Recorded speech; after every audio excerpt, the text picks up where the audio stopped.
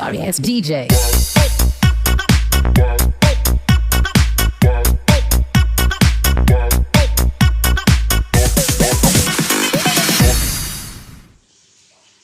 Hi friends, இன்னைக்கு mutton semi gravy எப்படி பண்ணுறதுன்னு பார்க்கலாம் வாங்க. ஒரு வடைச்சட்டி வச்சுட்டு அதில் 2 டேபிள் ஸ்பூன் ஆயில் ஆட் பண்ணிக்கோங்க.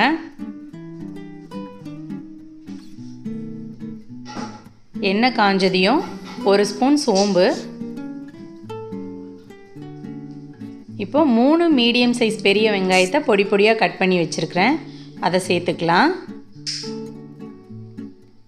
அதை சேர்த்து நல்லா வதக்கிக்கலாம்.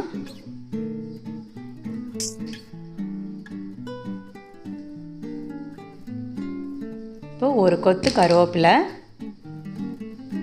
2 பச்சை மிளகாயை கீறி வச்சுருக்கேன், அதை போட்டுக்கலாம். அதையும் சேர்த்து நல்லா வதக்கிக்கலாம்.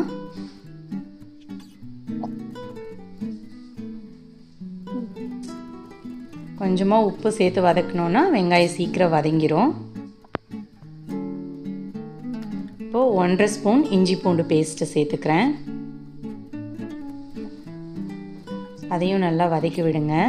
நல்லா வதங்கட்டும், பச்சை வாசனை போகணும்.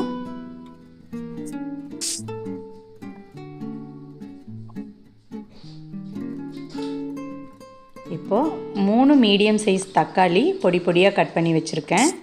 அதையும் சேர்த்து நல்லா வதக்கிக்கலாம்.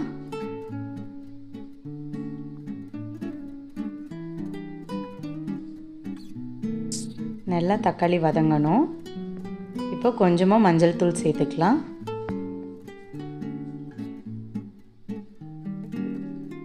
மஞ்சள் தூள் சேர்த்துட்டு நல்லா வதக்கி விடலாம். தக்காளி நல்லா வதங்கி வரணும். இந்த மாதிரி வந்த பிறகு 2 டீஸ்பூன் மல்லித்தூள்,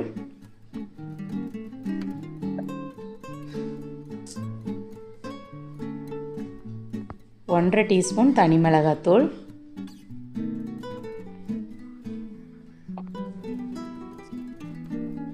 1/4 டீஸ்பூன் ஜீரகத்தூள் சேர்த்துக்கலாம். சேர்த்து நல்லா வதக்கி விடுங்க. மசாலாவோட பச்சை வாசனை போகிற வரைக்கும் நல்லா வதக்கிக்கோங்க.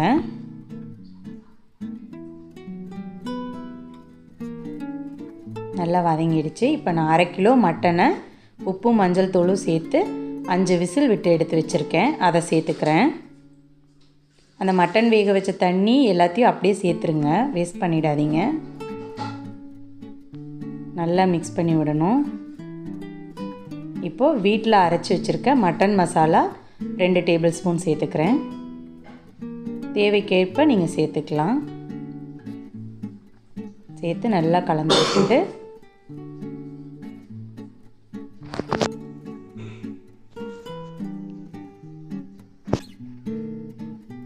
நல்லா கலந்து விட்டுக்கோங்க.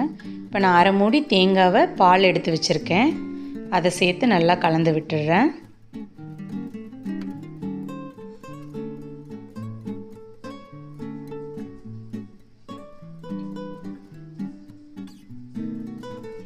நல்லா கலந்து விட்டாச்சு. இப்போது மட்டன் செமி கிரேவி ரெடி. மல்லித்தலையை தூவி இறக்கிடலாம். இந்த வீடியோ பிடிச்சிருந்துச்சுன்னா லைக் பண்ணுங்கள், சப்ஸ்கிரைப் பண்ணுங்கள், பெல் பட்டனையும் அமுக்கிடுங்க. வாங்க சுட சுட சாதத்தோடு பரிமாறலாம். Thank you viewers.